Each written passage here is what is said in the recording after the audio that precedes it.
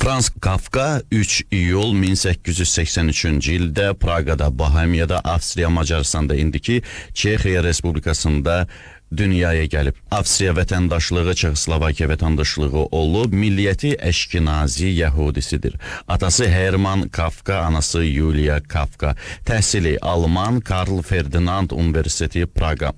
Fəaliyyəti roman yazıcısı, təmsil yazıcısı, hekayə yazıcısı, aforizmlər müəllifi, gündəlik yazıcısı, tərcüməçi, vəkil, senarist, şair, vəkil, nasir, yazıcı. Fəaliyyət illəri 1904-cü ildən başlayır. Əsərlərinin dili Alman dilində olub. İstiqamət modernizm, absurdizm, janr modernizm, balletristika, hekayə, pritça, roman, tanınmış əsərləri, çevrilmə, məhkəmə, hökm, qəsir, düşünmək, acılıq sənətçisi, Felisiyaya məktublar.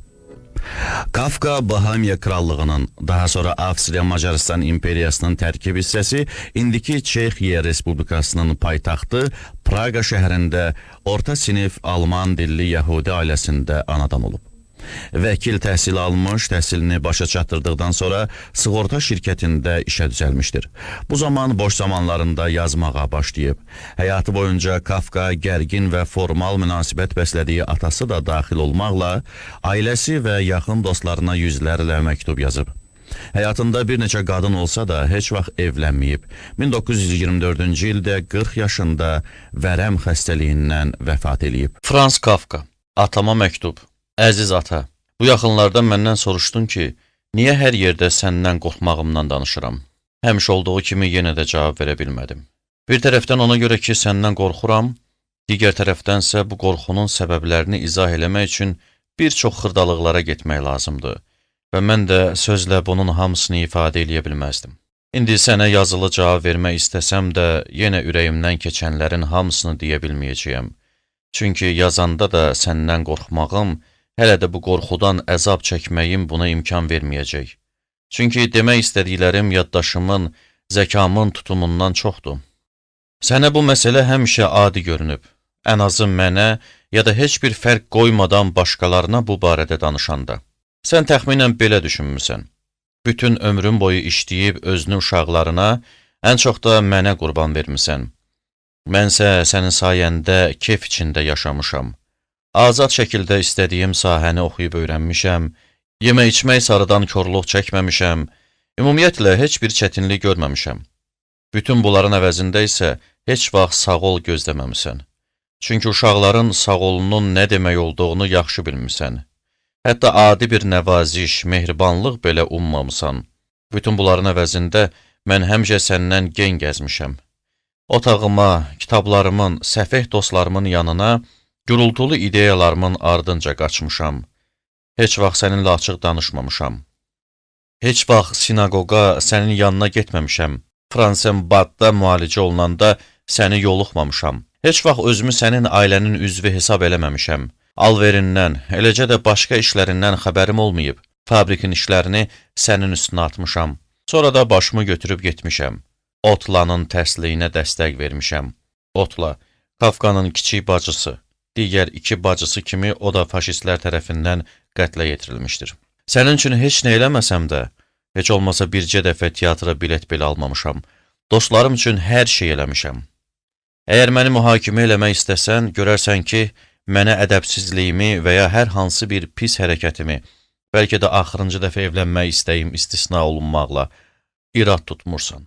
İradın yalnız soyuqluğuma, yadlaşmağıma, nankorluğumadır. Və elə tərzdə də irad tutursan ki, güya bunun günahı yalnız məndədir. Güya sükanı başqa səmtə döndərsəydim, hər şeydə başqa cür olardı. Sənin burada zərrə qədər də günahın yoxmuş. Mənə qarşı həmişə yaxşı olmusan. Sənin düşüncələrinin yalnız bircə tərəfi ilə razılaşıram ki, çünki mən özüm də elə fikirləşirəm, bizim yadlaşmağımızda sənin zərrə qədər də günahın yoxdur. Ancaq eyni zamanda mən də günahkar deyiləm. O vaxt səni buna inandıra bilsəydim, bəlkə də hər şey başqa cür olardı. Yox, yeni bir həyata başlaya bilməzdik. Çünki bunun üçün ikimizin də yaşı keçmişdi. Ancaq yenə də bir növ sülh şəraitində yaşaya bilərdik. Sənin o əbədi iradların qutarmasa da biraz yumşalardı. Qəribədir ki, bəzən mənim nə demək istədiyimi əvvəlcədən duyursan. Məsələn, bu yaxınlarda mənə dedin, başqa atalar kimi üzdə göstərməsəm də, səni həmişə çox istəmişəm və bunu da ona görə belə eləmişəm ki, özümü yalandan başqa cür göstərə bilmirəm. Ümumiyyətlə götürəndə mənə münasibətin heç vaxt pis olmayıb, ata. Ancaq başqaları haqqında dediklərinlə razılaşmıram. Düz deyirsən, sən özünü başqa cür göstərə bilmirsən, amma yalnız buna görə başqa atalar özlərini üzdə başqa cür aparırlar deməyin ya xalis inadkarlıqdır, ya da məncə bu daha düzdür, bizim aramızdakı soyuq münasibətin bürüncəkli ifadəsidir. Və belə münasibətin yaranmasında mənimlə bərabər bəlkə özün də bilmədən sən də günahkarsan. Əgər sən də belə düşünürsənsə, deməli ikimiz də eyni fikirdəyik. Əlbəttə, bununla heç də demək istəmirəm ki, mən bugünkü halıma təkcə sənin təsirinlə düşmüşəm. Onda çox şişirtmiş olardım. Hərçənd mən belə şişirtməyə biraz meyilliyəm. Lap elə də ola bilərdi ki, sənin təsirindən kənarda sərbəst böyüyər, ancaq sən istəyən kimi olmazdım. Yəqin ki, yenə də çəlimsiz, qorxaq, qətiyyətsiz, sakit olardım və nə Robert Kafkaya, Frans Kafkanın əmsi oğlu, nə də Karl Hermana oxşayardım. Kafkanın yeznəsi, bacısı Ellinin həyat yoldaşı. Hər halda indiki kimi deyil, tamam başqa adam olardım. Onda da bir-birimizi çox yaxşı başa düşərdik. Sən mənim ya dostum, ya şefim, ya əmim, ya babam, ya da lap elə, hətta tərəddüd eləsəm də qaynatam olsaydın, özümü xoşbəxt sanardım. Ancaq bir ata kimi mənim üçün çox ağır oldun. Və ən çox da ona görə ki, qardaşlarım balaca ikən öldülər. Bacılarımsa dünyaya gec gəldilər. Deməli, bu ağırlığı tək çəkməli oldum. Halbuki belə ağırlıq üçün çox zəif idim. Sən ikimizi də müqayisə elə. Qısa desək, damarlarımızdan Kafka qanı axsa da, mən Kafkalara xas olan həyat eşqi ilə, əməllərlə, fatihlik arzusu ilə deyil, Lovilər nəslinə məxsus, Lovi, Kafkanın anasının qızlıq soyadı. Adamı gizli-gizli, qorxa-qorxa əks tərəfə çəkən, bəzən də tamamilə sönüb gedən bir həvəslə yaşamışam. Sənsə əksinə, əsl Kafka kimi güclü, sağlam, iştahalı, qalın səsli, danışmağa qabil olan, özündən razı, qətiyyətli, dözümlü, zamanın nəbzini tutan, insanları tanıya bilən, müəyyən mənada səxavətli adamsan. Və əlbəttə coşqun, bəzən də tündməcaz olduğun üçün bütün bu üstünlüklərin tərkib hissəsi kimi səhvlərdən, zəif cəhətlərdən də xali deyilsən. Ancaq ümumi dünya görüşü baxımından Filip əmi, Ludwig əmi, Heinrich əmi ilə müqayisədə bəlkə də xalis Kafka deyilsən. Ludwig, Heinrich, Kafkanın əmiləri. Qəribədir ki, bunun niyə belə olduğunu mən də başa düşmürəm. Axı onlar çox şən, gümrah, sərbəst, qayğısız idilər və sənin kimi ciddi deyildilər. Yer gəlmişkən bu xasiyyətlərinin çoxu mənə də keçib. Lakin sənin təbiətindəki ziddiyyətlər məndə olmadığından həmin mirasdan yaxşı istifadə elə bilməmişəm. Ancaq yəqin ki, bu baxımdan sənin də günlərin bir-birinə bənzəməyib. Uşaqların, ən çox da mən, ümidlərini doğrultmadığı və bu səbəbdən də öz evində sıxıldığın günlərə qədər, ancaq evə qonaq gələndə başqa cür olurdun. Sən də güləriz olmusan və ola bilsin nəvələrin, kürəkənin, bəlkə Valli istisna olunmaqla, öz övladlarından ala bilmədiyin hərarəti başqaları sənə veriblər. Valli, Kafkanın bacısı Valeriya. Hər halda biz başqa-başqa adamlar idik və bizim belə ayrı adamlar olmağımız hər ikimiz üçün o qədər təhlükəli idi ki, kimsə yavaş-yavaş böyüməkdə olan mənlə artıq böyüyüb başa çatmış sənin münasibətlərinin gələcəyi barədə danışmalı olsaydı, deyərdi ki, məni didi-didi eləyəcəksən, bircə sağ tikəm də qalmayacaq. Ancaq belə olmadı. Niciriyəllər sən saydığınısa gör fələk nə sayır. Bundan da betər oldu. Bununla belə səndən bir xahişim var. Unutma ki, səni heç vaxt, heç nədə günahlandırmıram. Mənə eləməli olduğun qədər təsir eləmisən. Ancaq elə bilmə ki, acıqla bu təsirdən kənara çıxmamışam. Mən qorxaq uşaq idim. Həm də bütün başqa uşaqlar kimi inadkardım. Düzdür, anam məni biraz ərköyün böyüdürdü, ancaq inanmıram ki, elə çətin uşaq olmuşam. İnanmıram ki, bircə xoş sözlə, adicə bir nəvazişlə, üzümə xoş baxmaqla mənə istədiyini elətdirmək mümkün olmayaydı.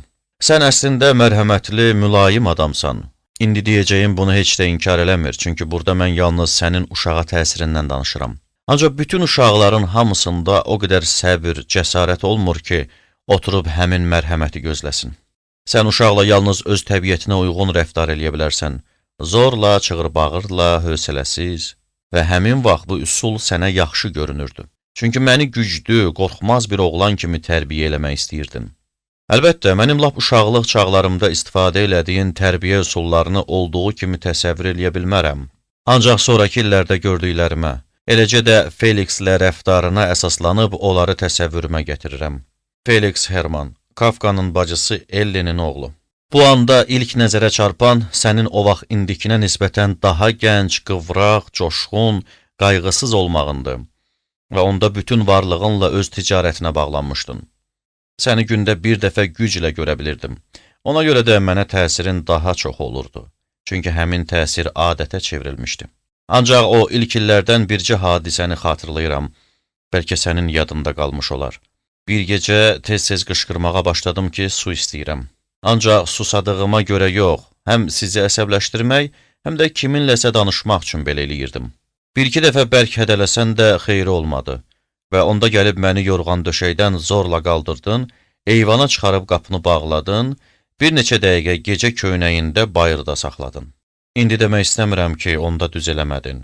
Bəlkə doğrudan da həmin gecə məni başqa yolla sakitləşdirmək olmazdı. Mən bununla yalnız sənin tərbiyə üsullarını və həmin üsulların mənə necə təsir elədiyini səciyyələndirmək istəyirəm. Əlbəttə, həmin hadisədən sonra mən sözə baxan oldum. Ancaq bununla belə içimdə elə bil nəsə qırıldı.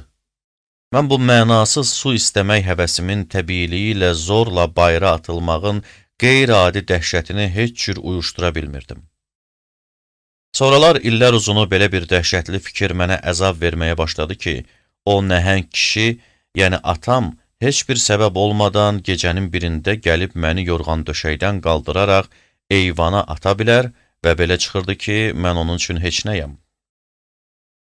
O vaxt bu yüngül bir başlanğıc idi. Ancaq bütün varlığıma hakim kəsilən heç nə olmağım haqqındakı hiss, hərçənd başqa bir baxımdan həm də nəcib və çox səmərəli hiss idi, ən çox sənin təsirinlə yaranmışdı. Onda istədiyim yolla getmək üçün məni biraz ruhlandırmaq, biraz mehribanlıq göstərmək lazım idi. Ancaq bunun əvəzində sən o yolu bağladın və məlum məsələdir, bunu xoş niyyətlə elədin ki, mən başqa yol seçim. Lakin mən buna yaramırdım. Məsələn, yaxşı əskəri salam verəndə, yaxşı yeriyəndə məni daha da ruhlandırırdın. Amma məndən yaxşı əskər çıxmadı. Məni yaxşı yeməyə, hələ üstündən pivə içməyə də ruhlandırırdın, ya da mənasını başa düşmədiyim mahnıları təkrarlamağa. Sənin sevimli ibarələrini dilim dolaşa-dolaşa yamsılamağa. Ancaq bunların heç biri mənim gələcəyim üçün deyildi.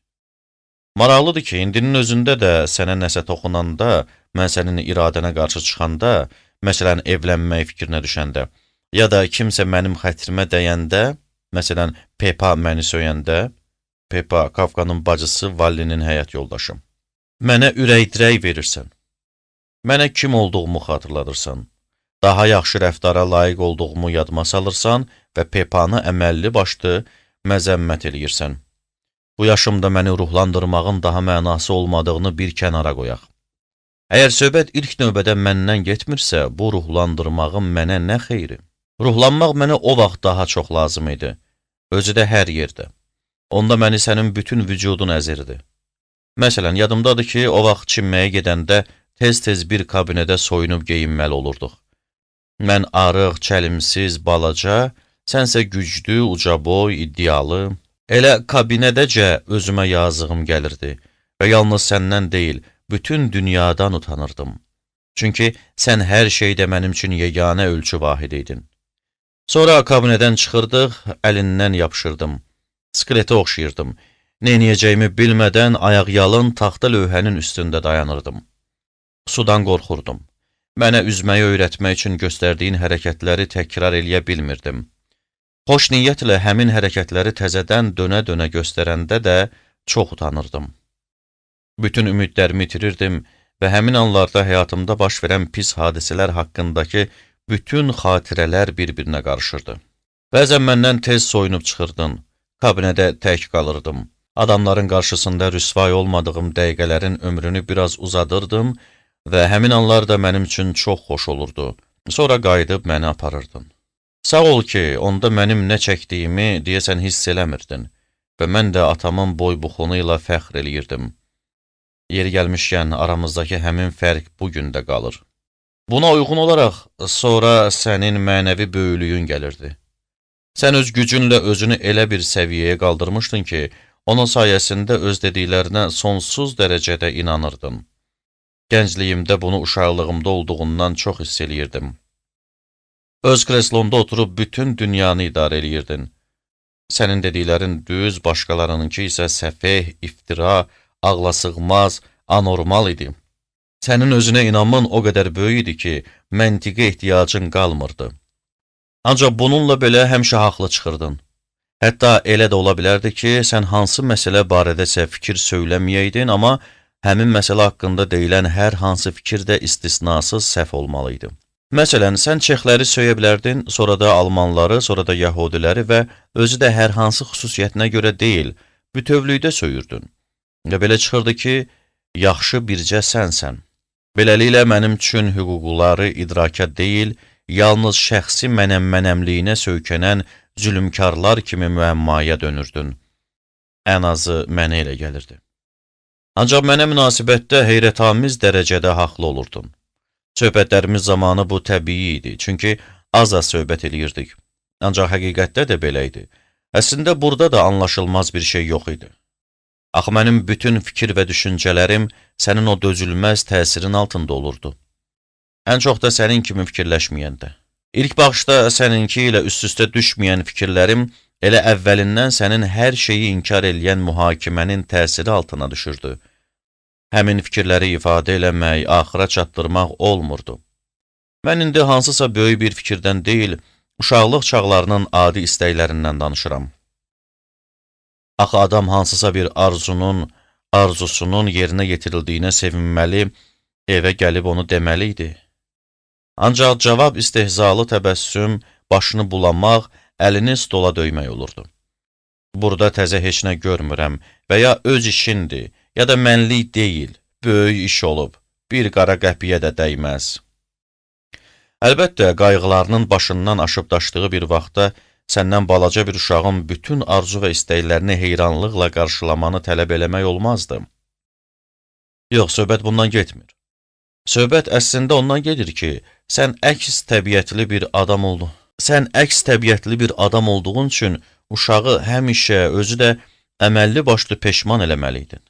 Və bu əkslik də hər arzu istəklə gücləndi. Axırda da adətə çevrildi. Hətta hər ikimiz eyni fikirdə olanda da özünü büruzə verməyə başladı. Son nəticədə də bu məyusluq adi bir uşaq məyusluğu kimi qalmadı. Sənin hər şeydən uca olan məninə rəğmən qəlbimi sındırdı. Sən nəyinsə əksinə çıxanda və ya hətta əksinə çıxacağın ehtimal olunanda bütün cəsarətim, qətiyyətim, inamım, nədənsə sevinmək ümidim yoxa çıxırdı. Bu ehtimal da həmişə vardı. Çünki sən mənim demək olar ki, bütün hərəkətlərimə qarşı çıxırdın. Bu, həm mənim fikirlərimə, həm də insanlar haqqında dediklərimə aid idi. Kifayət idi ki, kiminləsə biraz maraqlanam. Bu təbiətimə uyğun olaraq nadir hallarda baş verirdi. O dəqiqə mənim hisslərimə, fikirlərimə, münasibətimə hörmət eləmədən başlayırdın onu söyməyə, qara yaxmağa, alçaltmağa. Məsələn, Yahudi aktyor Lovi kimi saf, məsum insanlar da bunun altını çəkirdilər. İshak Lovi, səyyar teatr truppasının Yahudi aktyoru. Kafka onunla 1911-ci ildə tanış olub dostlaşmışdı. Onu heç tanımadan dəhşətli bir şəkildə həşəratla müqayisə eləyirdin. Mənə çox əziz adamlardan söz düşəndə o dəqiqə itlərdən, birələrdən misal çəkirdin. Aktyor ona görə yadımda qalıb ki, onun haqqında dediklərini özüm üçün yazıb saxlamışam. Atam heç tanımadığı dostum haqqında ona görə belə danışdı ki, o mənim dostumdur. Nə vaxt mənə irad tutsa ki, onu uşaqlıqdan sevməmişəm, nanköram, onda bu sözləri üzünə vuracağam. Bir şeyi heç vaxt başa düşə bilmədim. Necə olurdu ki, sən o sözlərinlə, mühakimələrinlə məni nə qədər alçaltdığını, sındırdığını hiss eləmirdin? Ola bilsin, mən də tez-tez sənin xətrinə dəyən sözlər işlətmişəm, ancaq bunu hiss eləyib əzab çəkmişəm. Neyniyim, özümü saxlaya, həmin sözü deməyə bilmirdim. Ancaq deyə-deyə də peşman olurdum. Sənsə heç nəyə fikir vermədən o sözləri deyirdin. Heç kimə yazığın gəlmirdi. Nə deyəndə, nə də sonra. Sənin qabağında dayanmaq olmurdu. Sənin tərbiyə üsulun bax belə idi. Mənə elə gəlir, sənin yaxşı tərbiyə eləmək qabiliyyətin var. Yəqin ki, özün təbiətdə olan adamlara xeyri dəyərdi. Dediklərinin ağıllı olduğuna inanar, heç bir dərd sərləri də olmazdı. Ancaq mən uşaq olanda dediklərinin hamısını ehkam kimi qəbul eləyirdim. Heç birini unutmurdum. Onlardan dünyanın işlərini, xüsusən də səni mühakimə eləmək üçün əsas vasitə kimi istifadə eləyirdim. Və bu da heç vaxt sənin xeyrinə olmurdu. Uşaqlığımda səninlə ən çox yemək vaxtı bir yerdə olurdum və səndən aldığım dərslərin çoxu da stolda özümü necə aparmağım barədə olurdu. Stola gələnlərin hamısı yeyilməli idi, onların keyfiyyəti barədə danışmaq olmazdı. Ancaq çox vaxt yeməklər xoşuna gəlmirdi. Onları yem adlandırırdın. Heyvan, yəni aşpaz bunu zibilə döndərib deyirdin. İştahan yaxşı olduğu üçün tez-tez, isti-isti, iri loğmalarla yeyirdin. Deməli, uşaq da tələsməli olurdu. Üzüntülü bir sakitliyi çökürdü və bu sükutu da sənin iradların pozurdu. Əvvəlcə ye, sonra danışarsan. Tez elə, tez. Görürsən, mən çoxdan yeyib qutarmışam. Sümüyü gəmirmək olmazdı, ancaq sən gəmirirdin. Sirkəni içmək olmazdı, ancaq sən içirdin. Əsas məsələ o idi ki, çörək düzgün doğransın. Ancaq sən çörəyi ağzından şorba daman bıçaqla doğraya bilərdin. Gərək elə yeyəydin ki, qırıntılar döşəməyə düşməyəydi, ancaq ən çox da özün tökürdün. Stola oturanda yalnız yeməklə məşğul olmaq lazımdı, ancaq sən dırnağını ya təmizləyir, ya da kəsirdin, qələm ucu yonurdun, diş dibi təmizləyənlə qulaqlarını eşirdin. Xahiş edirəm, məni düzgün başa düş. Ata, bəlkə də bunların hamısı adi xırdalıqlar idi. Ancaq mənə ona görə belə təsir eləyirdi ki, sən böyüklər böyüyü hesab elədiyin bir insan mənim boynuma qoyduğun ehkamlara özün əməl eləmirdin. Ona görə də mən dünyanı 3 yerə bölmüşdüm. Bunlardan biri həmin dünya idi ki, mən orada qul kimi yaşayırdım. Oradakı qanunlar yalnız mənim üçün kəşf olunmuşdu və buna baxmayaraq onların heç birinə uyğun gəlmirdim. Məndən çox-çox uzaqlarda olan ikinci dünyada sən yaşayırdın və həmin dünyada hökumət qurmaqla, qanunlar hazırlamaqla məşğul idin və bu qanunlara əməl eləməyənlərə də bərk əsəbləşirdin. Nəhayət, üçüncü dünya gəlirdi ki, orada da başqaları əmrlərdən, qanunlardan uzaqlarda xoşbəxt həyat sürürdülər. Mənsə utanırdım. Sənin əmrlərini yerinə yetirəndə də utanırdım, çünki həmin əmrlər təkcə mənə aid olurdu. Ya da inadkarlıq eləyirdim. Ancaq bunun özü də rəzalət idi, çünki sənin gücün, sənin iştahan, sənin çevikliyin məndə yox idi ki, inadkarlıq eləyəm, o əmrləri yerinə yetirməyəm. Ən böyük utanc bir də o idi ki, bütün bunlara baxmayaraq, onları məndən elə tələb eləyirdin ki, sanki belə də olmalıdır. Beləliklə, uşaqda düşüncə deyil, hisslər inkişaf eləyirdi. Mənim o vaxt nələr çəkdiyimi indi Felixin çəkdikləri ilə müqayisə eləsəm daha aydın olar. Onunla da belə rəftar eləyirsən. Ona qarşı hətta daha dəhşətli tərbiyə üsulundan istifadə eləyirsən. Yemək zamanı sənin fikrincə nəyisə düzgün eləməyəndə, o vaxt mənə dediyin kimi donuzun biri donuzla kifayətlənmirsən. Üstəlik də əlavə eləyirsən, əsil Hermansan və ya lap atana oxşayırsan. Bunlar bəlkə də burada, bəlkədən başqa heç nə demək olmaz, Felixə o qədər təsir eləmir. Çünki sən onun üçün doğrudan da yaxşı babasan, ancaq mənim vaxtımda olduğu kimi hər şey demək deyilsən. Bundan əlavə o sakit uşaqdır, biraz da kişiləşib, onu haykü ilə çaşdırmaq olar, ancaq bu çox çəkməz. Digər tərəfdən də sənin yanında nisbətən az olur, başqa təsirlər də görür. Sən onun üçün daha çox sevimli bir əyləncə vasitəsisən. Hansı əyləncə növü xoşuna gəlir, onu da seçir. Ancaq mənim üçün əyləncə vasitəsi deyildi. Heç nə də seçə bilməzdim, hamısını götürməliydim. Özü də heç nə demədən, etiraz eləmədən, çünki səninlə onsuz da nə barədəsə sakit danışmaq mümkün deyildi. Ən çox da sən nə iləsə razılaşmayanda və ya özün istəməyəndə. Sənin hökmranlıq temperamentin buna yol verməz. Son illər bunu ürək nevrazı ilə izah eləyirsən. Bilmirəm, nə vaxtsa başqa cür olmuşsan ya yox, Ancaq ürək nevrozu sənə öz hökmranlığını daha da sərtləşdirmək üçün bir vasitə olub. Çünki bu hökmranlıq başqasının son etiraz hissini də boğmalıdır. Əlbəttə, bu irad deyil, sadəcə faktın özüdür. Otla barədə onunla danışmaq heç mümkün deyil, o dəqiqə qayıdıb adamın üzünə cırmaqlayır deyirsən.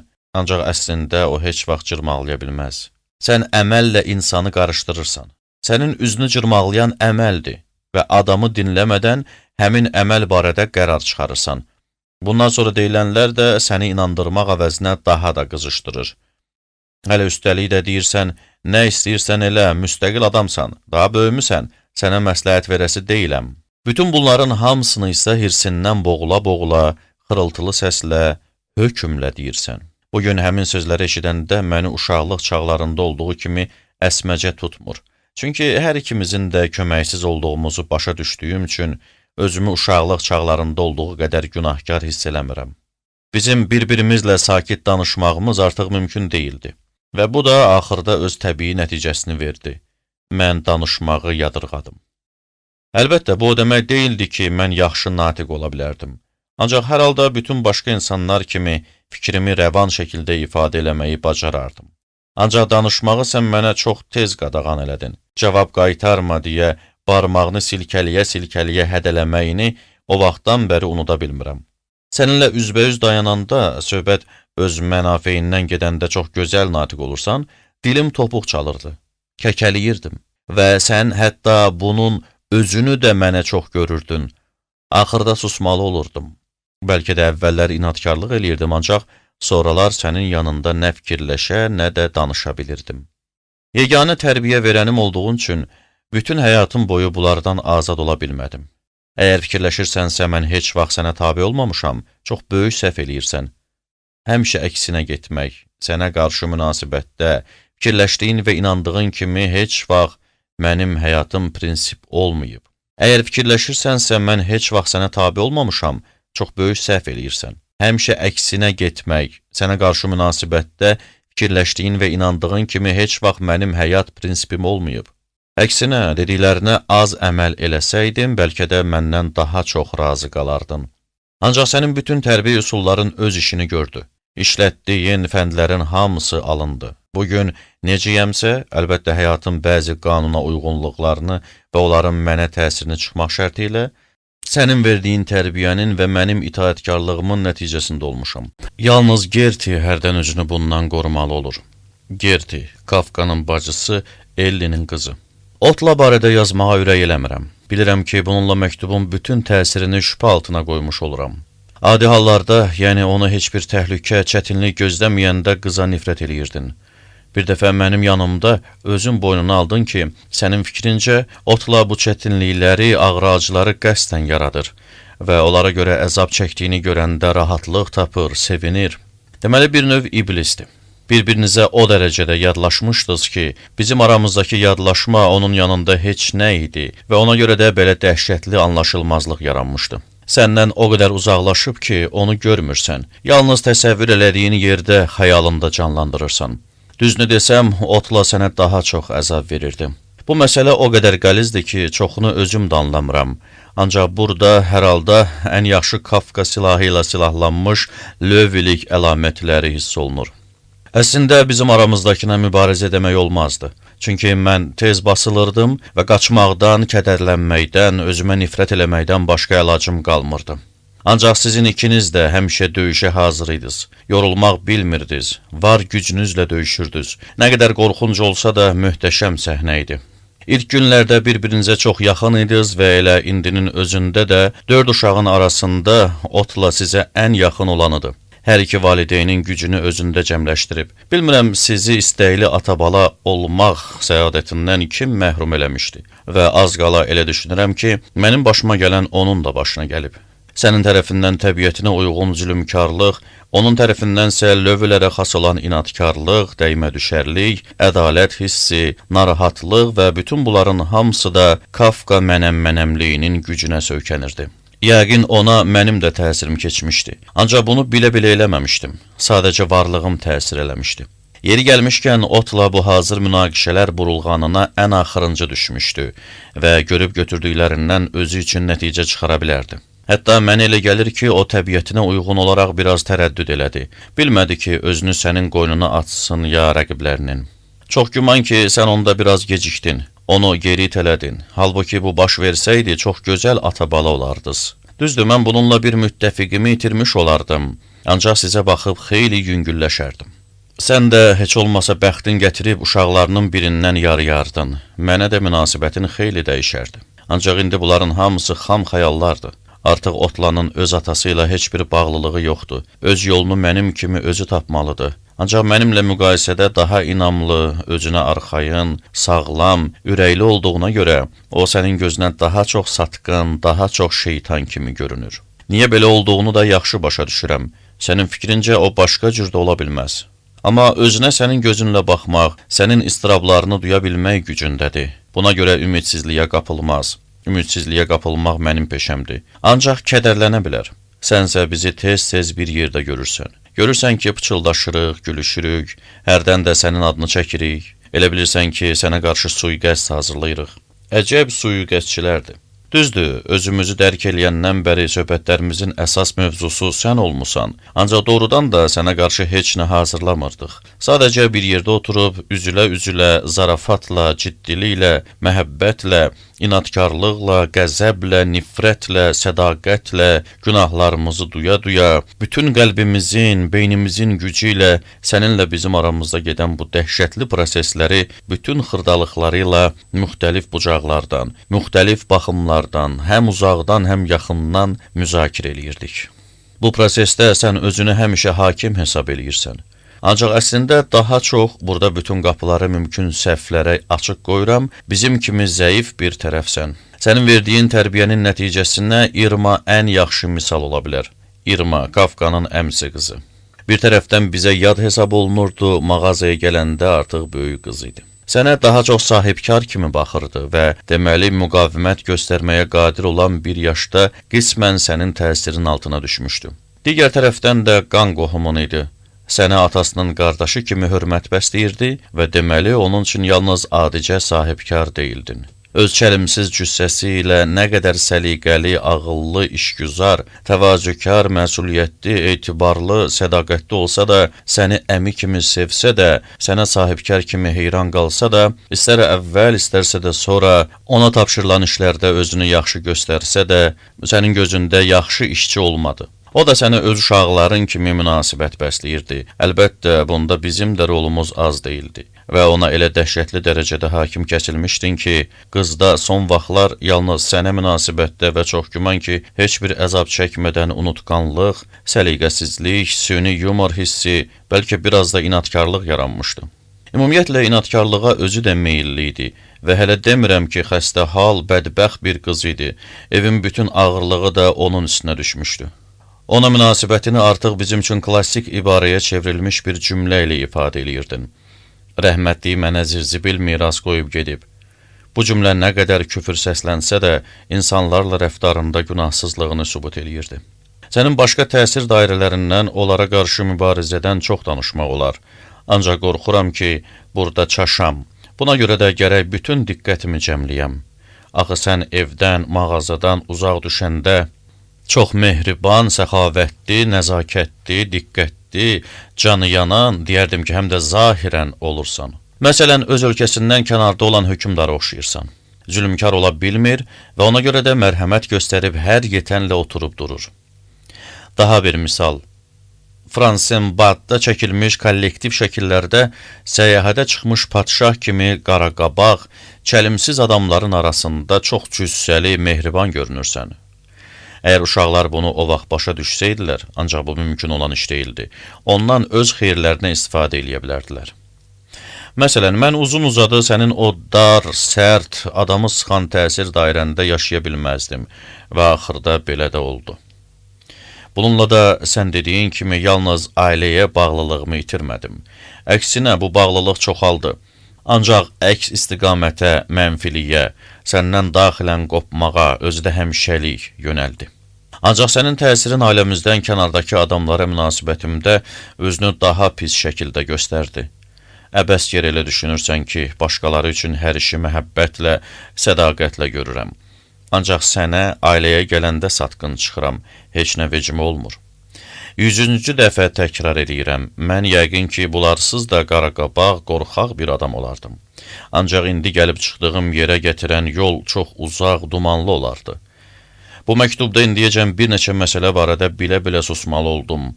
Elə indinin özündə də, gələcəkdə də bəziləri haqda susmalı olacağam. Çünki onları hər ikimizin qarşısında etiraf eləmək mənə çətindir. Bunu da ona görə deyirəm ki, nə vaxtsa, hardasa, ümumi mənzərə aydın olmayanda elə bilməyəsən ki, bunun günahı dəlil-sübut çatışmazlığındadır. Yox, sübut çoxdur, ancaq onlar məsələni həddindən artıq çılpaqlaşdırar, dözülməz dərəcəyə çatdırır. Burada orta yol tapmaq o qədər də asan deyil. Yeri gəlmişkən bu məqamda keçmişi xatırlamaq kifayətdir. Sənin qarşında özümə inamı tamam itirmişdim. Əvəzində isə sonu görünməyən günahkarlıq hissləri qazanmışdım. Bu sonsuzluğu xatırlayaraq bir dəfə kiminsə haqqında belə yazmışdım. Qorxur ki, utancaqlığı özündən çox yaşaya. Kafkanın Proses romanından ifadə.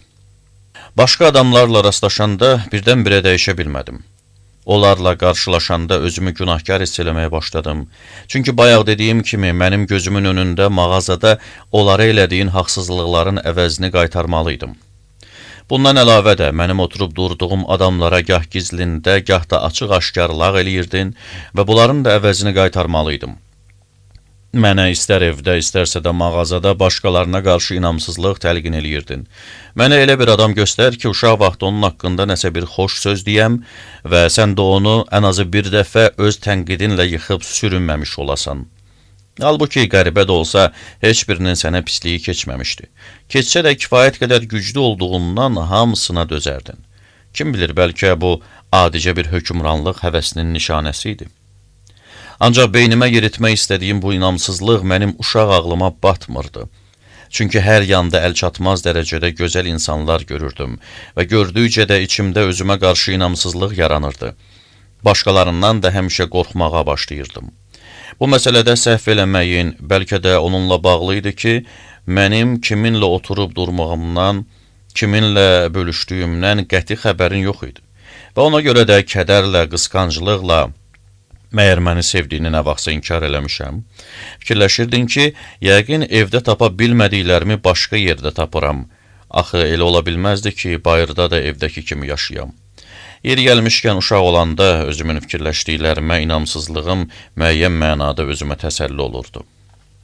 Öz-özümə deyirdim, sən də hər şeyi şişirdirsən, bütün gənclər kimi hər xırda şeyə böyük bir müstəsnalıq kimi baxırsan. Ancaq sonralar dünya görüşüm artdıqca bu təsəllini demək olar ki, itirdim. Səndən məni iudaizm də xilas eləyə bilmədi. Əslində xilas eləyə bilərdi. Hələ biraz o yana da keçərdi. Məsələn, hər ikimiz özümüzü iudaizmdə tapa bilərdik. Hər ikimiz bir çox məsələdə ümumi dil tapardıq. Ancaq səndən öyrəndiyim iudaizm demək olardımı? 3 il ərzində ona münasibətimi düz 3 dəfə dəyişəsi oldum. Uşaq olanda səninlə razılaşaraq özümü qınıyırdım ki, sinagoqa az-az gedirəm, oruç tutmuram və s. və ilaxır. Elə bilirdim bununla özümə yox, sənə qarşı haqsızlıq eləyirəm və o dəqiqədə sanki hardasa dayanıb bunu gözləyən günahkarlıq hissləri məni bürüyürdü. Sonralar cavan olanda başa düşə bilmirdim ki, özündə iudaizmdən heç nə olmaya, məndən lap sən dediyin kimi pietizm baxımından olsa da ondan əsər əlamət olmadığını necə irad tuta bilərdin? Pietizm 17-ci əsrdə Almaniyada protestantlar arasında meydana gəlmiş dini cərəyan. Axı doğrudan da görürdüm ki, səndəki iudaizm heç nədir, zarafatdır, bəzən heç zarafat da deyil. İldə 4 dəfə sinagoqa gedirdin, orada buna ciddi yanaşanlardan çox laqeydlik göstərənlərlə yaxınlıq eləyirdin, formallıq xatirinə bütün dualara səbrlə qulaq asırdın və hərdən də kitabda həmin an oxunan yeri göstərərək məni əməlli başlı təəccübləndirirdin. Sinagogda olanda bu əsas məsələ idi. İstədiyim yerə gedə, istədiyim yerdə dayana bilərdim. Beləliklə saatlarla orada oturub əsniyir, mürgü döyürdüm. Mənə elə gəlir ki, sonralar yalnız rəqs dərslərində belə darıxırdım və çalışırdım ki, orada gördüyüm xırdapara maraqlı şeylərlə başımı qatım. Məsələn, mücrünün açılması səhnəsi. Bu mənə həmişə tir atışını xatırladırdı. Orada da hədəfə vuranda şkafın qapağı açılırdı. Ancaq oradan maraqlı şeylər çıxırdı. Buradakı mücrüdənsə başı olmayan köhnə gəlinciklər. Yeri gəlmişkən orada da xeyli qorxmalı oldum. Təkcə ona görə yox ki, adam çox idi. Həm də ona görə ki, bir dəfə ağuzucu demişdin ki, məni də Tövratı oxumağa çağıra bilərlər. Buna görə də illər uzunu məni əsməcə tuturdu. Yoxsa mənə orada darıxmağa heç nə mane olmurdu. Təkcə konfirmasiya üçün duaları gülünc şəkildə əzbərləmək, sonra da gülünc şəkildə ondan imtahan vermək lazım gəlirdi. Konfirmasiya, latınca confirmati, təsdiqləmə. Yahudilikdə və xristianlıqda cavan oğlan və qızların sinagog və ya kilsə üzvlüyünə qəbul olunma, yetkinlik həddinə çatıb dini anlama mərasimi. Bir də səninlə bağlı olan bəzi xırda şeylər. Məsələn, hərdən səni də Tövratı oxumağa çağırırdılar və mənim ictimai hadisə hesab elədiyim bu işin öhdəsindən yaxşı gəlirdin. Ya da ölənlərin ruhunu yad etmə mərasiminə qatılmaq üçün özün orada qalır, məni isə evə göndərirdin və yəqin ki, ya evə göndərildiyimə, ya da belə şeylərdən başım çıxmadığına görə uzun müddət hətta elə düşünürdüm ki, orada nəsə ədəbsiz bir işlə məşğul olursunuz. Sinagogda vəziyyətim belə idi. Evdə isə bundan betər olurdu və getdikcə böyüyən uşaqlarının əməlləri ilə komediyaya çevrilən, hamını gülməkdən qıc eləyən ilk Pasxa axşamı ilə sona çatırdı. Niyə belə əməllərə dözməli olurdun? Çünki bu şəraiti özün yaratmışdın. Mənə verdiyin dini təlim bundan ibarət idi. Buna təkcə şəhadət barmağını böyük bayramlarda ataları ilə sinagoga gedən milyonçu Foksun uşaqlarına tuşlamağı əlavə eləmək olar. Özüm də anlamırdım ki, belə yükün altından, ondan imkan daxilində canımı tez qurtarmaqdan başqa necə çıxa bilərdim. Buna görə də ondan canımı qurtarmağı ən ağıllı, ən hörmətli yol hesab elədim. Sonradan bütün bunlara başqa gözlə baxdım və anladım ki, sənə bu məsələdə də qəsdlə xəyanət elədiyimi düşünməkdə haqlıymışsan. Onda iri şəhərlərin yəhudilər üçün ayrılmış məhəlləsinə oxşayan balaca kənddən özünlə biraz iudaizm gətirmişdin və həmin iudaizm də çox deyildi. Birazı şəhərdə, birazı da əskərlikdə itdi. Ancaq gənclik xatirələri, gənclik təsəvvürləri sənə az da olsa yəhudi həyatı yaşamağa bəs elədi. Çünki belə şeylərin köməyinə o qədər də ehtiyacın yox idi. Çünki zəif adam deyildin və dini təsəvvürlərlə ictimai təsəvvürlərin bəzən üst-üstə düşməməsi sənə o qədər də təsir eləmirdi. Əslində, sənin həyat yolunu müəyyənləşdirən əqidənin mahiyyəti ondan ibarət olub ki, hər hansı bir yəhudi təbəqəsinin fikirlərini mütləq həqiqət hesab eləyəsən və belə çıxırdı ki, həmin fikirlər sənin təbiətinə uyğun gəldiyi üçün elə özünə inanmısan. Düzdür, bunun özündə də kifayət qədər yəhudilik olub, ancaq onu uşaqlarına ötürməyə bəs eləməyib və elə ötürdüyün andaca damla-damla axıb qutarıb. Bir tərəfdən kiməsə ötürülməsi mümkün olmayan gənclik təsəvvürləri olduqları, digər tərəfdən də sənin vücudun adamı qorxuya saldığı üçün belə tez tükəndi. Əslində, bunların hamısını qorxu içində bütün çılpaqlığı ilə müşahidə eləyən uşağa yəhudilik adı altında bəzi mənasız şeyləri həmin mənasızlığa uyğun bir biganəliklə başa salmağa çalışmağın özü böyük mənasızlığı idi. Onlar sənin üçün keçmiş günlərin yadigarı idi. Ona görə də hamısını mənə ötürmək istəyirdin və artıq sənin özün üçün də qiymətdən düşdüklərindən tovlamaqla ya da hədə-qorxu ilə beynimə yeritməyə çalışırdım. Bu isə bir tərəfdən alınmırdı. Digər tərəfdən də həmin məsələdə zəif olduğunu başa düşmədiyinə görə mənim zahiri kütlüyümə qəzəblənirdin. Bütün bunlar əslində təkcə bizim başımıza gələn hadisələr deyildi. Nisbətən dindar kənddən şəhərlərə gələn, keçid dövrünü yaşayan yəhudilərin çoxunun taleyi idi. Hamısı da öz-özünə yarandı və bizim onsuz da kəskinləşmiş münasibətlərə də təsir elədi, onları daha da qızışdırdı. Düzdür, bu mənada sən də mənim kimi günahsızlığına inana bilərsən. Ancaq bu günahsızlığı zahiri səbəblərlə deyil, öz təbiətinlə, zəmanə ilə izah eləməlisən. Məsələn, deməməlisən ki, işin, gücün, qayğıların çox olub, üstəlik də belə şeylərlə məşğul olmağa vaxtın çatmayıb. Belə çıxır ki, heç kəsin şübhə eləmədiyi günahsızlığından başqalarına ədalətsiz iradlar tutmaq üçün istifadə eləyirsən.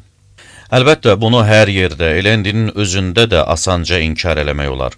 Axı söhbət burada öz uşaqlarına verməli olduğun hər hansı bir dərsdən deyil, sadəcə onlara nümunə ola biləcək bir həyatdan gedir. Məlum məsələdir ki, səndə yəhudilik güclü olsaydı, göstərdiyin nümunə də məcburi olardı və bunu da sənə irad tutmuram. Əksinə, iradlarından qorunmaq üçün deyirəm. Son günlərdə Franklinin gənclik xatirələrini oxudun. Amerika siyasi xadimi, diplomat, alim, naşir Benjamin Franklinin 1706-1790 Çex dilinə tərcümə olunmuş xatirələri nəzərdə tutulur. Doğrudan da onu sənə qəsdən vermişdim ki, oxuyasan. Ancaq ona görə verməmişdim ki, orada vegetarianizm haqqında bir-iki cümləyə lağ eləyəsən. Vermişdim ki, öz oğlu üçün yazdığı xatirələrdə müəlliflə atasının, müəlliflə oğlunun münasibətlərinə fikir verəsən. Doğrudan da onu sənə qəsdən vermişdim ki, oxuyasan. Ancaq ona görə verməmişdim ki, orada vegetarianizm haqqında bir-iki cümləyə lağ eləyəsən. Vermişdim ki, öz oğlu üçün yazdığı xatirələrdə müəlliflə atasının, müəlliflə oğlunun münasibətlərinə fikir verəsən. İndi mən oradakı xırdalıqlara varmaq istəmirəm. Son illərdə yəhudilərin həyatı ilə daha yaxından maraqlandığımdan şübhələnməyə başladıqdan sonraki davranışın sənin iudaizmə olan münasibətin haqqındakı təsəvvürlərimin düz olduğunu bir daha təsdiq elədi. Bu vaxta qədər də mənim bütün məşğuliyyətlərimə, ən çox da maraq dairəmə qarşı çıxmışdın və indi də elə oldu. Ancaq bütün bunlara baxmayaraq bu dəfə belə olmayacağını gözləmək olardı. Axı söhbət iudaizmdən, məhz səndən əxs elədiyim iudaizmdən gedirdi və bu öz aramızda yeni münasibətlərin yaranmasına səbəb ola bilərdi. Bilmirəm, bəlkə maraq göstərsəydin, məşğuliyyətim özümə də şübhəli görünərdi. Əlbəttə, bununla heç də onu demək istəmirəm ki, belə məsələlərdə səndən yaxşıyam. Ancaq bunu da sınaya bilmədik. Mənə görə iudaizmə nifrət eləməyə başladın. Onun haqqında yazılanları oxuya bilmədin. Bütün bunlar sənin ürəyini bulandırmağa başladı. Bu o demək idi ki, dediyindən dönmürsən. Uşaqlığımda mənə təlqin elədiyin iudaizm ən doğru iudaizmdir. Onda ürək bulanma, həmin ürək bulanmanı iudaizmdən çox mən yaradırdım. Və o demək idi ki, sən qeyri-ixtiyari öz iudaizminin, eləcə də mənə verdiyin yəhudi tərbiyəsinin zəifliyini etiraf eləyirdin. Kiminsə bunları sənə xatırlatmasını istəmirdin. Xatırladanlara da nifrətlə cavab verirdin. Yeri gəlmişkən mənim iudaizmə olan meylimi həddən artıq şişirdirdin. Bu ideyalar ilk öncə sənin lənətinə tuş gəlmişdi. Digər tərəfdən də onların inkişafı üçün həlledici amil yaxınlara münasibət idi. Bu da mənim öldürücü zərbələr almağıma bəs eləyirdi. Haqlı olaraq mənim yazı pozumdan, eləcə də buna bənzər digər başa düşmədiyim işlərlə məşğul olmağımdan zəhlən gedirdi. Bu məsələdə doğrudan da biraz müstəqil idim. Sənin təsirindən çıxa bilmişdim. Düzdür, bu müstəqilliyimdə kimsə onu arxa tərəfdən ayaqlayanda baş tərəfindən qırılıb yana sürünən soxulcana bənziyirdim. Yazanda özümü bir növ təhlükəsiz yerdə hiss eləyirdim, nəfəsimi dərirdim. Əlbəttə, mən yazmağa başlayan kimi bundan xoşun gəlmədiyini o dəqiqə bir uzə verirdin və o anda müstəsna hal kimi bu xoşa gəlməməyin özü mənim xoşuma gəlirdi. Düzdür, mənim xudbinliyim, mənim şöhrətpərəstliyim, kitablarım çıxarkən dediyin o məşhur, yaxşı, apar yataq otağındakı dolabın üstünə qoy, təbrik cümləsindən. Təzə kitab gələndə adətən səni kart oynayırdın, xeyli əzab çəkirdi. Ancaq əslində sevinirdim və bu sevinc də sənə qarşı yaranan kin-kidurətlə, münasibətlərimiz haqqındakı fikirlərimin bir daha təsdiq olunması ilə bağlı deyildi. Əslində bunun kökü daha uzaqlara gedib çıxırdı. O vaxtlar dediyim bir cümləni xatırladırdı. Hə, indi azadsan. Əlbəttə, bu da özünü aldatmaq idi, çünki azad deyildim. Ən azı o vaxt azadlıqdan söhbət gedə bilməzdim. Sənin haqqında yazırdım, səndən şikayətlənirdim, sənin qəlbinə süzə bilmədiklərimi yazılarıma süzürdüm, yaza-yaza səninlə vidalaşırdım, bilə-bilə də həmin vida anlarını uzadırdım. Düzdür, sən özün məni buna məcbur eləyirdin, ancaq mən də istədiyim kimi vidalaşırdım. Nə qədər mənasız işlər idi. Bunların haqqında yalnız mənim həyatımda baş verdiklərinə görə danışmağa dəyər. Başqa yerdə gözə görünməzdilər və bir də ona görə ki, uşaqlığımda nəyisə öncədən duymaq, sonralar ümid, daha sonra tez-tez ümidsizlik nişanəsi kimi həyatıma həkk olunublar. Sənin təbirincə desək, lazım gələndə hətta bəzi xırdapara qərarlar çıxarmağa da sövq eləyiblər. Məsələn, götürək elə sənət seçimini. Əlbəttə, burada özünə məxsus olan bir alicənablıqla, elə həmin mənada da səbrlə mənə sərbəstlik verdin. Ancaq əslində orta təbəqəyə mənsub olan yəhudilərin öz oğullarına münasibətlərini müəyyənləşdirən ümumi prinsiplərdən çıxış elədin, ya da həmin təbəqənin dəyər ölçülərini əsas götürdün. Nəticədə isə mənim şəxsiyyətim haqqındakı səhv fikirlərdən biri öz təsirini göstərdi. Əslində, lap çoxdan atalıq qüruru ilə mənim həyatımın mənasını anlamadan, sısqa bir uşaq olduğuma görə elə hesab eləyirdin ki, çox çalışqanam. Sənin fikrincə uşaqlığımda həmişə çox oxuyur, sonralar da çox yazırdım. Ancaq burada zərrə qədər də həqiqət yoxdur. Əslində şişirtmədən demək olar ki, az oxudum, heç nə də öyrənmədim. Uzun illər ərzində orta səviyyəli bir yaddaşla, o qədər pis olmayan mühakimə qabiliyyətimlə nəyisə yadda saxlaya bilməyim də çox təəccüb doğurmamalıdır. Ancaq hər halda topladığım biliklərin nəticəsi ən çox da dərinliyi zahirən qayğısız görünən sakit bir həyatda ona sərf olunan vaxtla, pulla müqayisədə çox cılız görünür. Xüsusilə az qala bütün tanıdığım adamlarla müqayisədə belədir. Çox acınacaqlıdır və səbəbini də yaxşı başa düşürəm. Fikirləşməyə bacardığım gündən öz mənəvi varlığımı təsdiq eləmək üçün elə böyük çətinliklərlə qarşılaşdım ki, bundan başqa hər şeyə biganələşdim. Bizim yəhudi gimnazistlərlə qəribəliklər çox olurdu.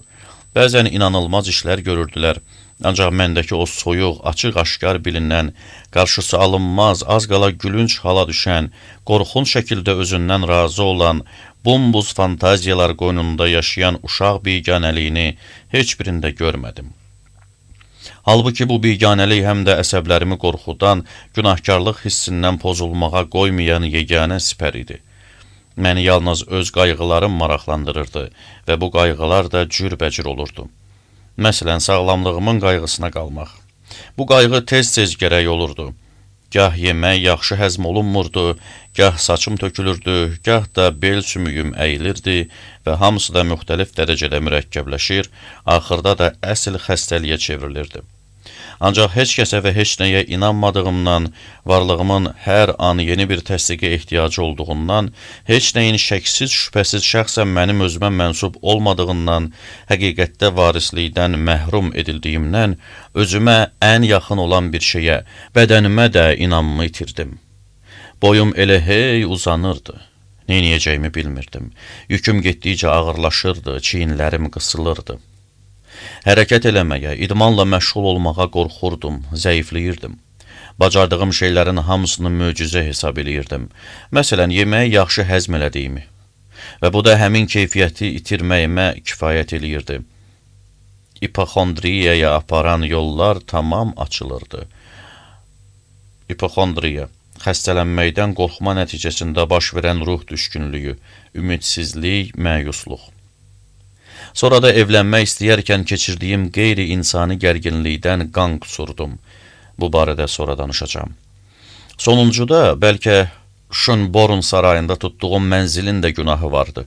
Elə bilirdim ki, bu mənzil mənə yazmaq üçün lazımdı, ancaq axırda gəlib bu siyahıya düşdüm. Deməli, bütün bunların hamısı sən fikirləşdiyin kimi ağır işlərin nəticəsi deyildi. Elə illər olurdu ki, heç bir yerim ağrımırdı. Ancaq bütün günü divanda uzanıb qalırdım və demək olar ki, xəstə olduğum günləri də əlavə eləməklə sən həyatım boyu o divanda mənim qədər uzanmayıbsan. İşim çox olduğunu deyib səndən qaçanda da çox vaxt öz otağımda uzanmağa gedirdim. Mənim əmək məhsuldarlığım işdə də, orada tənbəllik az nəzərə çarpırdı və üstəlik də qorxaq olduğum üçün çox ağ eləmirdim. Evdə də az olurdu.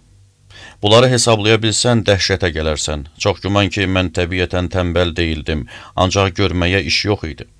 Yaşadığım yerdə alçaldılırdım, təhqir olunurdum, məhv edilirdim və başqa yerə qaçmaq da mənə böyük gərginliklər bahasına başa gəlirdi. Əslində bunun özü də alınan iş deyildi, çünki söhbət mümkün olmayan bir şeydən gedirdi. Bəzi xırda istisnalar nəzərə alınmasa, buna heç vaxt gücüm çatmazdı. Deməli, belə bir vəziyyətdə sənət seçmək üçün sərbəstlik qazandım. Məyər mən onda ümumiyyətlə bu sərbəstlikdən istifadə eləmək iqtidarındaydım? Məyər onda əsl sənət sahibi olacağıma inamım vardı?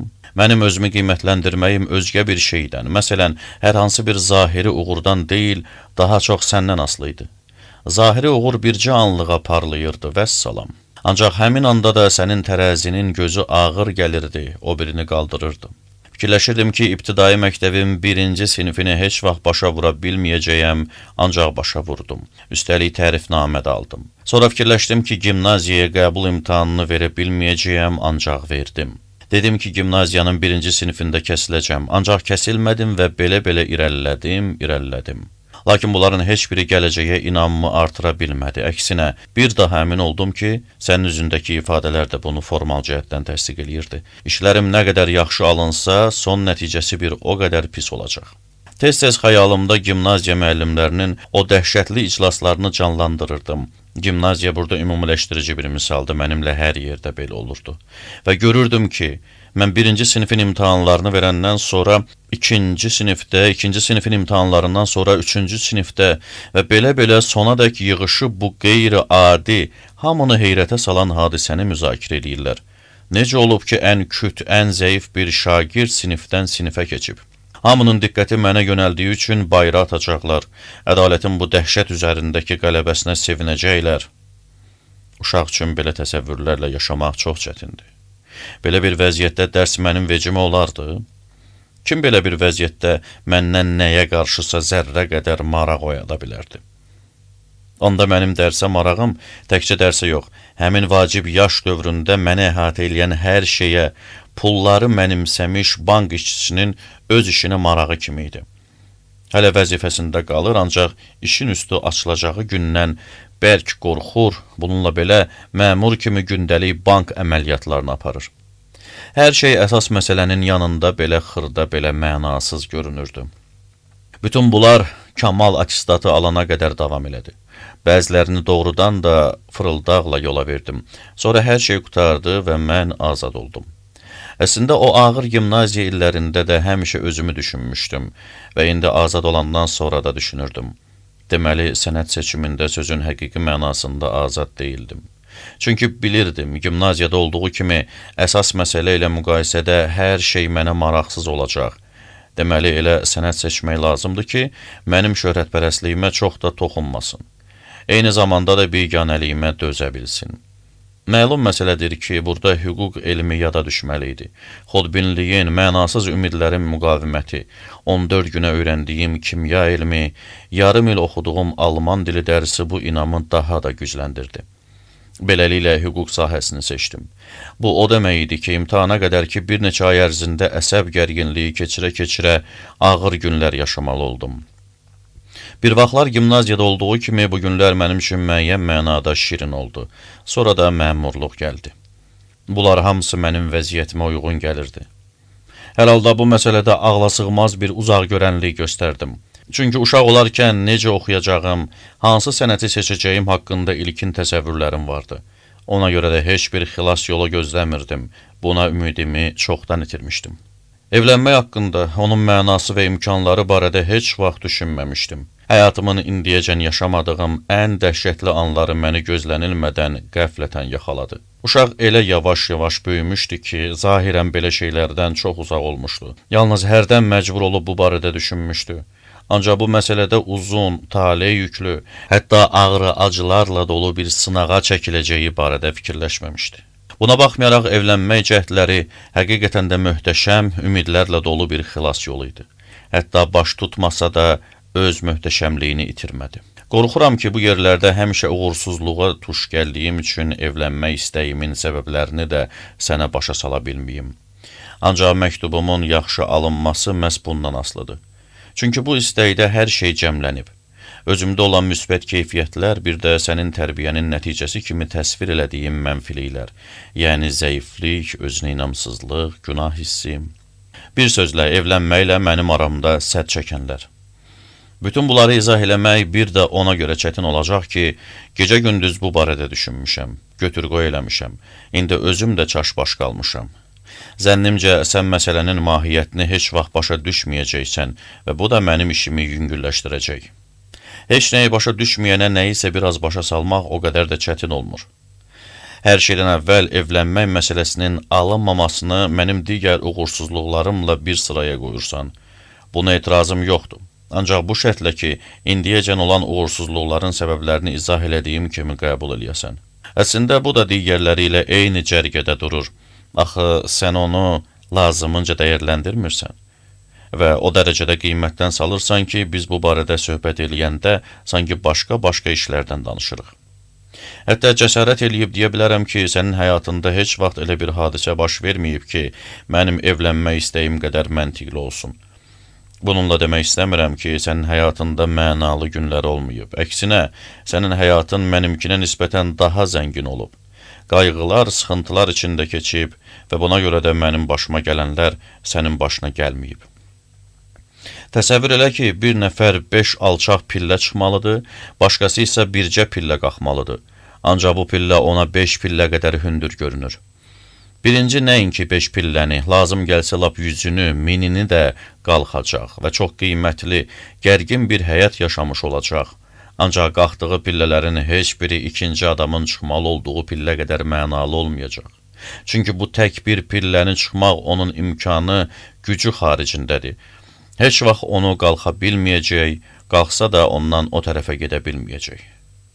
Evlənmək, ailə qurmaq, uşaq sahibi olmaq, bu fani dünyada onları böyüdüb boya başa çatdırmaq, mənim fikrimcə insana bəxş olunmuş ən böyük nemətdir. İlk baxışda bunun hamıya nəsib olması onun asanlığı demək deyil. Çünki birincisi bu hamıya qismət olmur. İkincisi qismət olanların özləri belə eləmir. Sadəcə başlarına gəlir. Düzdür, bu həmin nemət deyil, ancaq çox böyük və şərəfli işdir. Ən çox da ona görə ki, özü eləməklə başına gəlməyi bir-birindən ayırmaq olmur. Nəhayət, söhbət burada həmin böyük nemətin özündən deyil, az da olsa ləyaqətlə ona yaxınlaşmaqdan gedir. Ancaq burada günəşin özünə qədər uçmaq lazım deyil.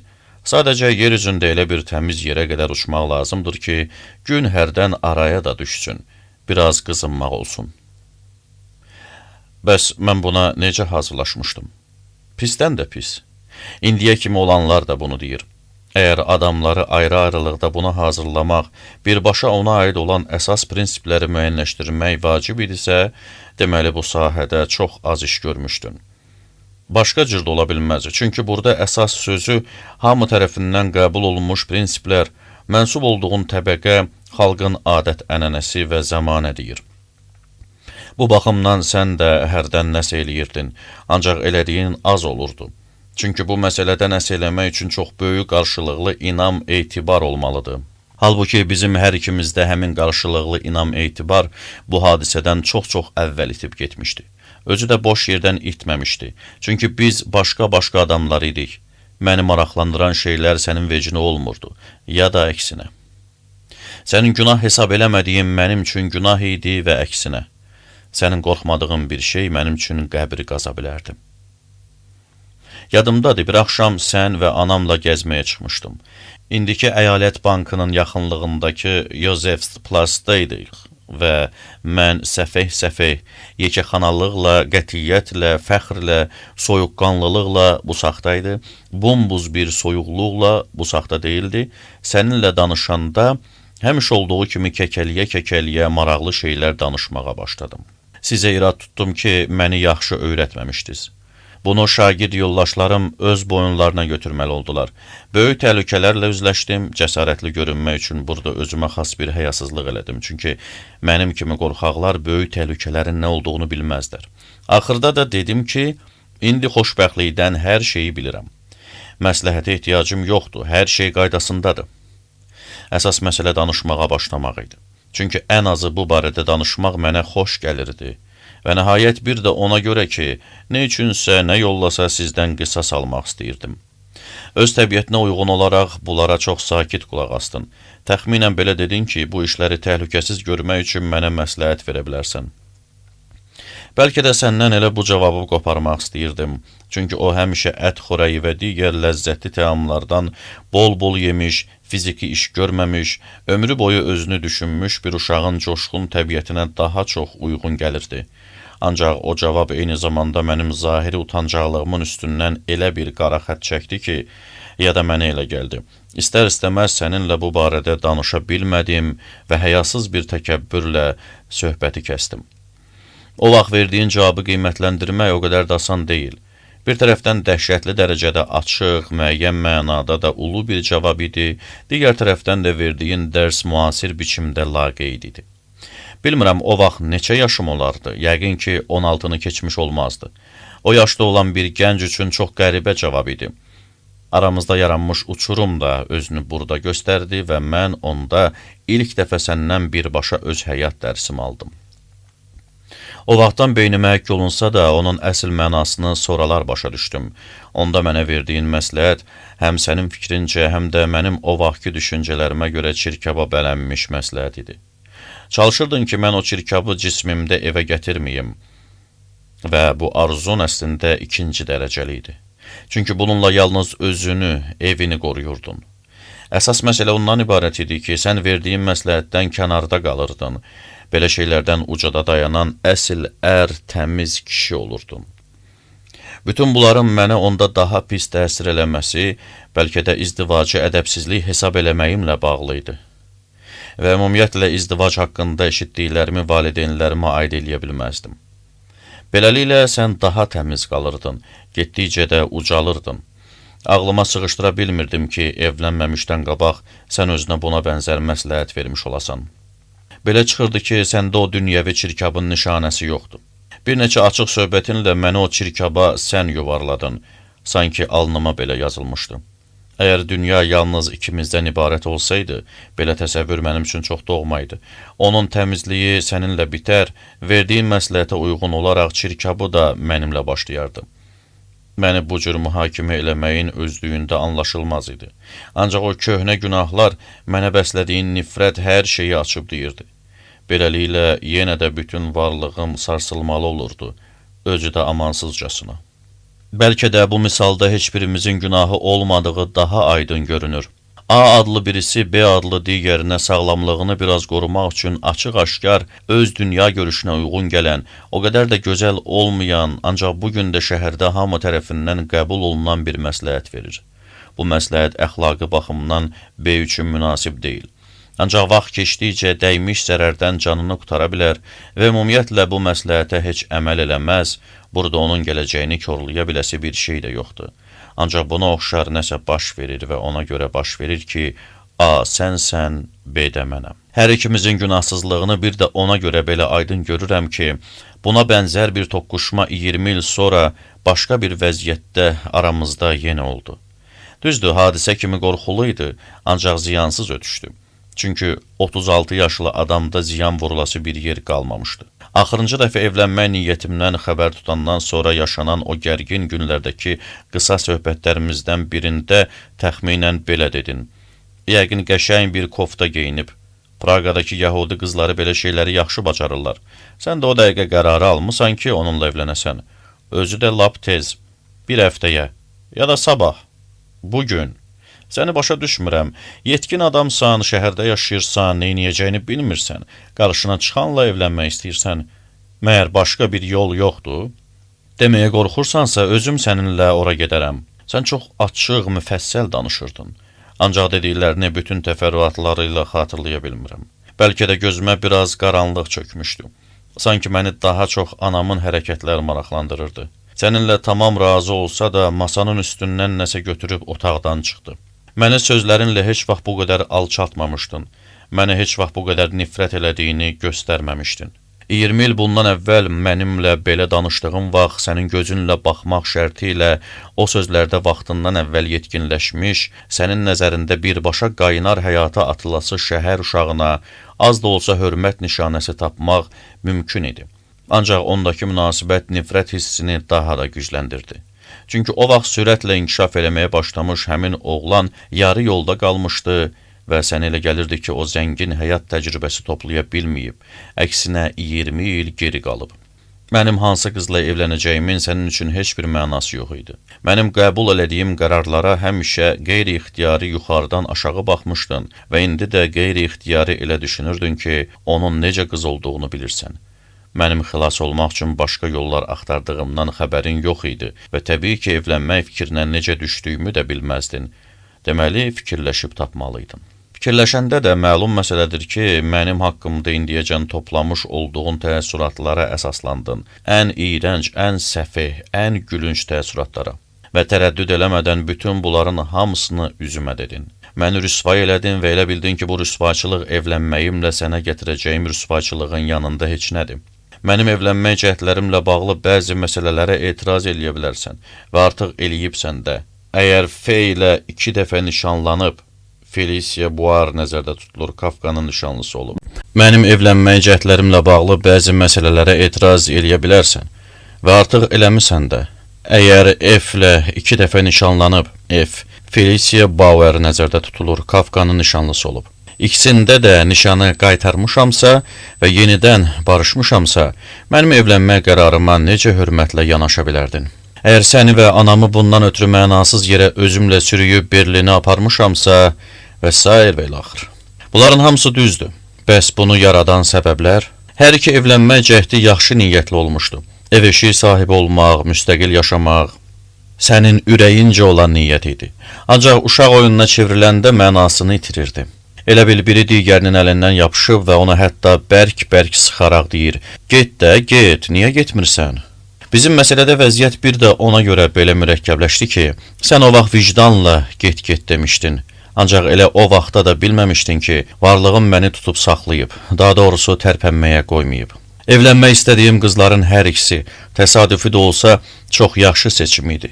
Yenə də məni başa düşmədin və inanmaq istəmədin ki, mənim kimi qorxaq, həmişə tərəddüd eləyən, hər şeyə şübhə ilə yanaşan bir adam, necə deyərlər, qəşəng koftadan vəcdə gələrək, qəfildən evlənmək eşqinə düşür. Nigahların ikisi də məqsədli idi. Birincidə illərlə, ikincidəsə aylarla, gecə-gündüz baş sındırıb planlar qurmuşdum.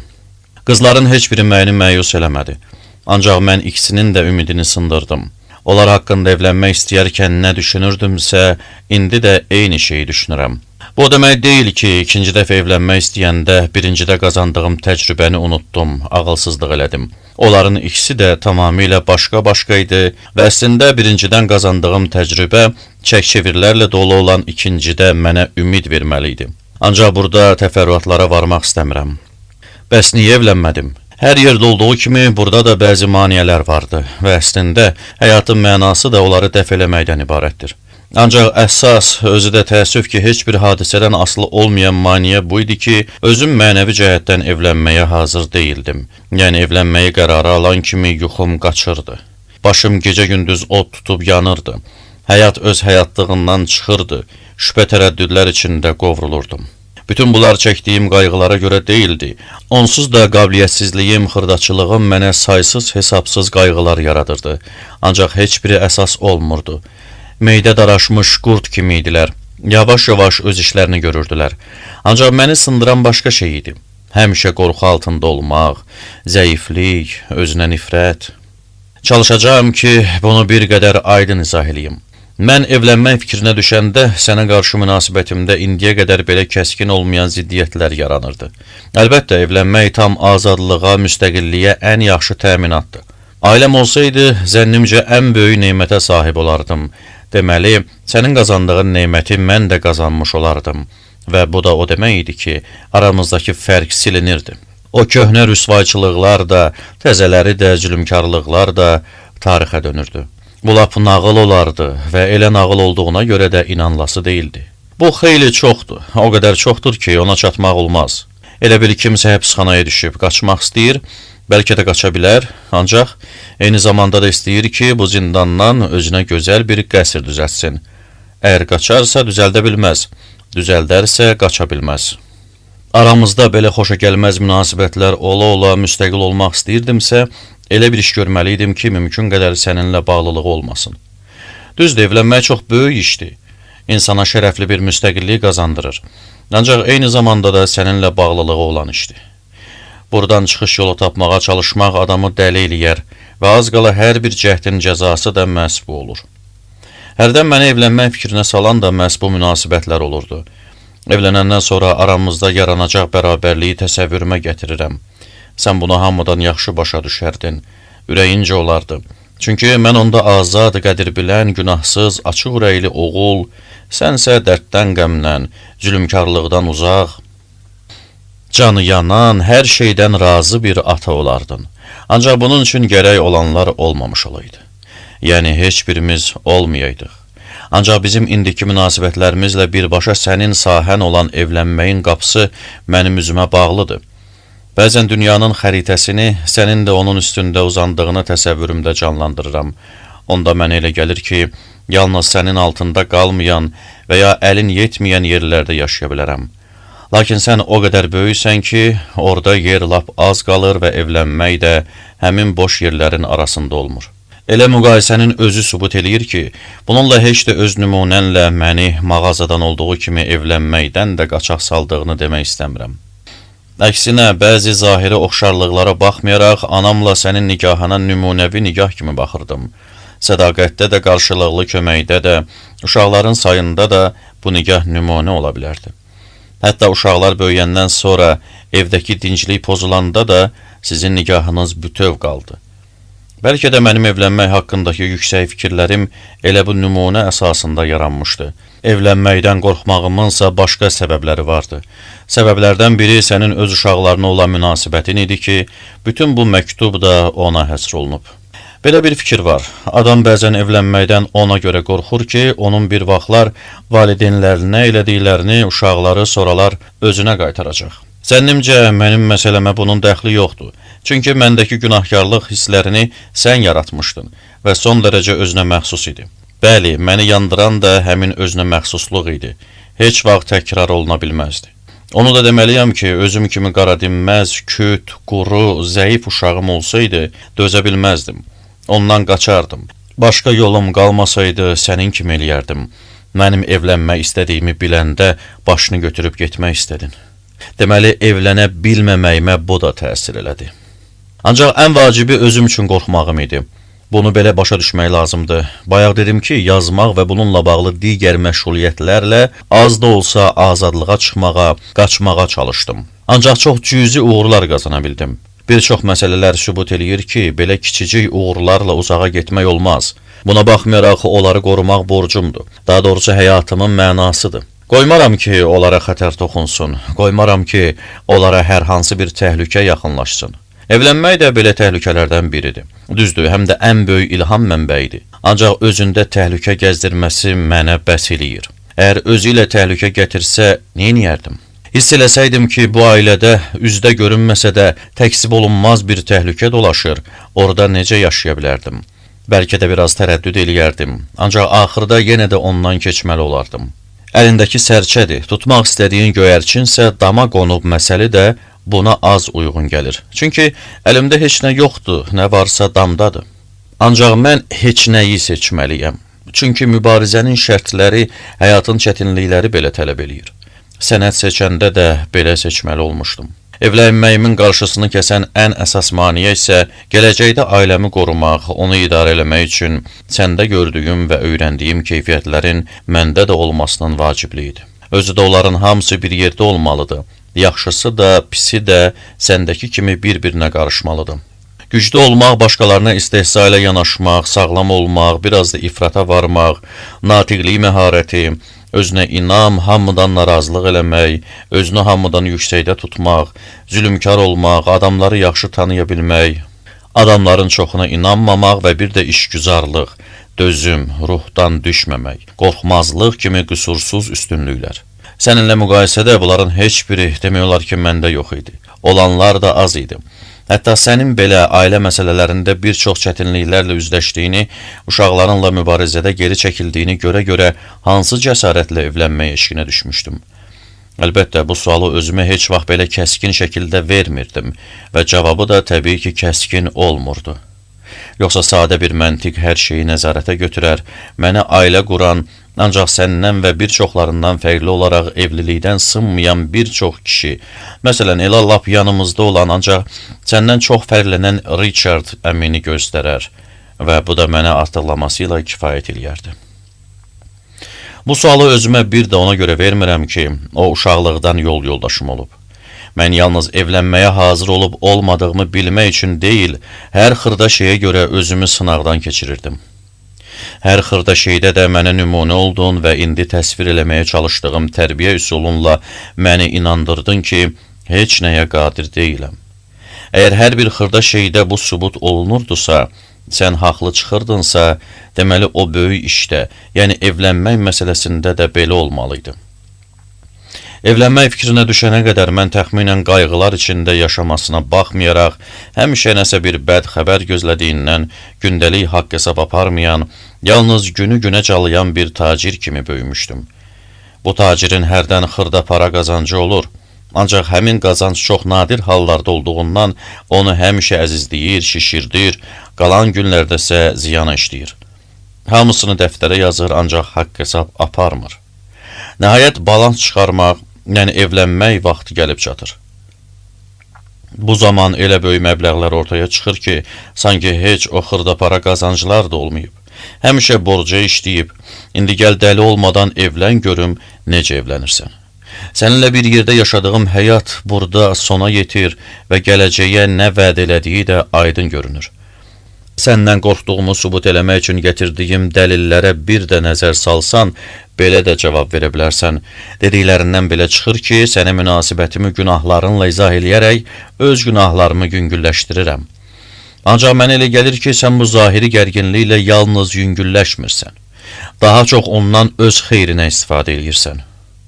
Əvvəlcə sən də bütün günahları, məsuliyyət hissini öz boynundan atırsan və deməli bu məsələdə eyniləşirik. Ancaq mən fikirləşdiyim kimi açıq şəkildə həmin günahları sənin ayağına yazanda özünü daha ağıllı, daha mehriban göstərmək istəyirsən və üstəlik məni də bütün günahlardan azad eləyirsən. Əlbəttə, sonuncu sənə zahirən müyəssər olur, əslində bundan artıq heç nə istəmirsən. Lakin səbəb və nəticə, ziddiyyət və yazıqlıq haqqındakı o bəlağətli sözlərinə baxmayaraq, belə çıxır ki, hücum eləyən tərəf həmişə mən olmuşam. Sən neynəmisənsə özünü müdafiə eləmək üçün eləmisən. Belə çıxır ki, sən bu qeyri-səmimiliyinlə artıq istədiyinə çatdın. 3 şeyi sübut elədin. Birincisi, sənin heç bir günahın yoxdur. İkincisi, bütün günahlar məndədir. Və üçüncüsü də, böyük ürək sahibi olduğun üçün nəinki məni bağışlamağa hazırsan. Hətta nə qədər həqiqət də olsa, bunu sübut eləyərək özün də inanarsan ki, mənim günahım yoxdur. Əslində bu sənə kifayət eləməli idi, ancaq eləmir. Beyninə yer etmisən ki, mütləq mənim hesabıma yaşayacaqsan. Boynuma alıram ki, biz mübarizə aparırıq. Amma mübarizənin də 2 növü var. Biri cəngavər mübarizəsidir ki, orada hər iki rəqib bir-birinə layiqdir. Hərə öz gücünə görə döyüşür. Hərə özü üçün məğlub olur. Hərə özü üçün qalib gəlir. İkincisi isə zərərli həşərat mübarizəsidir ki, orada biri digərinə sancmaqla kifayətlənmir. Yaşamaq üçün onun qanını da sorur. Beləsinə peşəkar əskər deyirlər və sən də elələrindənsən. Yaşamağa qadir deyilsən, ancaq həyatda öz yerini rahatlamaq, qayğılardan uzaq olmaq, özündən razı qalmaq üçün sübut eləməyə çalışırsan ki, güya sənin yaşamaq bacarığını mən əlindən alıb cibimə qoymuşam. İndi nə vecinə, yaşamağa qadir deyilsən və bunun məsuliyyəti də mənim boynumdadır. Özün ayaqlarını uzadıb rahat yatırsan. Mən də səni həm cismən, həm də mənən özümlə sürməliyəm. Bir misal çəkim. Axırıncı dəfə evlənmək istəyəndə məktubunda boynuna aldığın kimi həm də evlənmək istəmirdin. Ancaq özünə əzab verməmək üçün çalışırdın ki, evlənməməkdə sənə kömək eləyim. Bu nigahın ad-sanım üçün rüsvayçılıq olduğunu əsas tutaraq evlənməyi sənə yasaq eləyim. Ancaq belə şeyi ağlıma da gətirmirdim. Birincisi ona görə ki, hər şeydə olduğu kimi burada da xoşbəxtliyinə mane olmaq istəmədim. İkincisi də heç vaxt uşaqlarımdan belə iradlar eşitmək istəməmişəm. Məyər özümü məcbur eləyib səni evlənməkdə sərbəstlik verməyimin xeyri oldu? Zərrə qədər də. Evlənməyinin əleyhinə çıxmağım ona mane ola bilməzdi. Əksinə, o qızla evlənməyini daha da tezləşdirərdi. Çünki öz dediyin kimi qaçmaq planını tam şəkildə həyata keçirərdin. Evlənməyini icazə versəydim də iradıların qurtarmayacaqdı. Çünki onsuz da sübut eləməyə çalışırsan ki, hər bir halda evlənməməyinin günahı məndədir. Həqiqətdə isə istər bu məsələ, istərsə də digərləri ilə mənə bircə şeyi sübut elədin ki, bütün iradlarım haqlıymış. Ancaq bu iradların arasında ən haqlısı yox idi. Sənin qeyri-səmimi, yaltaq, tüfeyli olmağın. Səhv eləmirəmsə elə bu məktubunla da mənə yaltaqlanırsan. Buna cavab olaraq deyə bilərəm ki, qismən öz əleyhinə çevrilən bu etiraz əslində məndən gəlir, sənlik deyil. Sənin başqalarına inamsızlığın mənim özümə inamsızlığım qədər böyük deyil. və bunu da mənə sən öyrətmisən. Əlbəttə, bu etirazlardan bəzilərinin haqlı olduğunu inkar eləmirəm. Ancaq onların heç biri bizim münasibətlərimizin mahiyyətini yeniləşdirməyə qadir deyil. Özlüyündə hər şey gerçəkdə bir-birinə uyğun gələ bilməz. Mənim məktubumdakı sübutlar da elə. Axı həyat çox mürəkkəbdir. Ancaq mənə elə gəlir ki, bu etiraza uyğun aparılacaq düzəlişlərlə bir yerdə indi həmin düzəlişləri nə sadalaya bilərəm, nə də sadalamaq istəyirəm. Həqiqətə o qədər yaxınlaşa bildik ki, ikimiz də özümüzü az da olsa rahat hiss eləyə bilərik. Bu dünyada da, o dünyada da yüngülləşərik. Frans, noyabr 1919-cu il. Əsərin sonu.